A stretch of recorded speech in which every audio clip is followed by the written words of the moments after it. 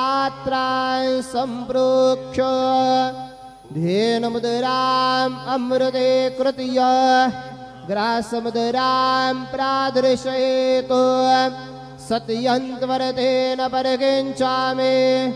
ॐ प्राणाय स्वाहा, ॐ अपानाय स्वाहा, ॐ व्यानाय स्वाहा, ॐ उदानाय स्वाहा, ॐ समानाय स्वाहा, ॐ ब्रह्मणे नमः।